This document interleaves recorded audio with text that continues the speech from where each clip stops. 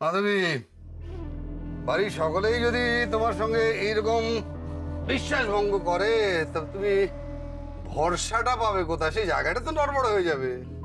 দেখো, যে তিস্তা সাত চড়ে রাগ কাটতো না, সে এত বড় আসপর্দা পায় কোত্থেকে? আমি ভেবে পাচ্ছি না।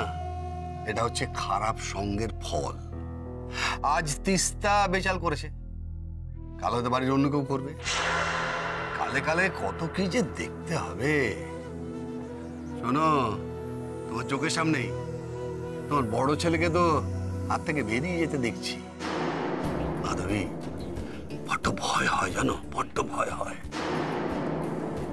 জল কিন্তু মাথার উপর দিয়ে বইছে মাধবী।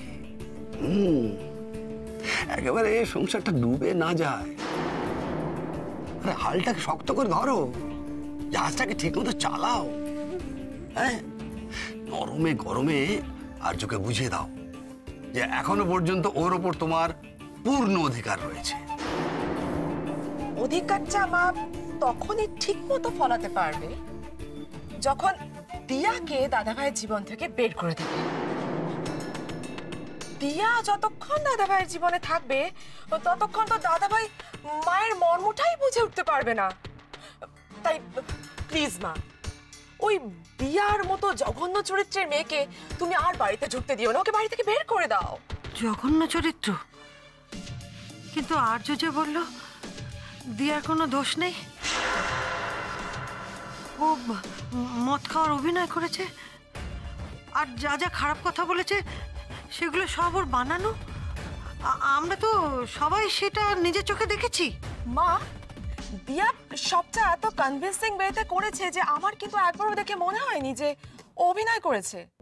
তাছাড়া তুমি জাস্ট একবার ভেবে দেখো, বয়ফ্রেন্ড থাকার কথা, ড্রিঙ্ক করার কথা, ও কি করে এত বুঝিয়ে বলল? আর তাছাড়া দাদা ভাইকে তো বুঝিয়ে বলতেই পারে যে ও যা কিছু করেছে, যা কিছু বলেছে সবটা বানানো।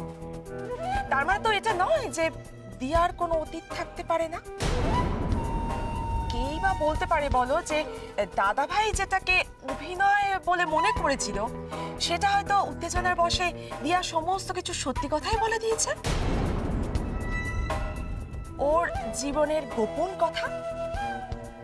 আর সেদিক থেকে দেখতে গেলে তো দিয়ার সম্পর্কে আমরাই বা কতটুকু জানি বলো মা?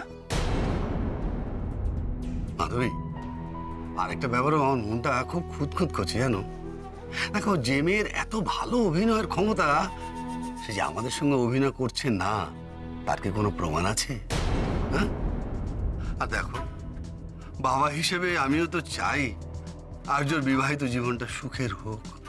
হ্যাঁ, কিন্তু এই নাটুকে মেয়ের সঙ্গে কি ও সারাটা জীবন সুখে জীবন যাপন করতে পারবে? ঠিক বলেছো তোমরা। ওই মেয়ের সঙ্গে আমার আর্য কিছুতেই সুখী হতে পারবে না। এবার তোমরা দেখে যাও, আমার আর্যর ভালোর জন্য আমি ঠিক কি কি করি।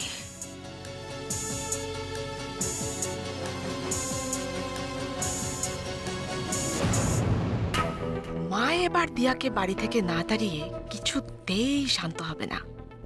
ইস, দিয়া, একাডেমি থেকে বাড়িতে তোমার আর ফেরা হবে না। তুমি সোজা যাবে তোমাদের বস্তির ওই নোংরা ঘরে।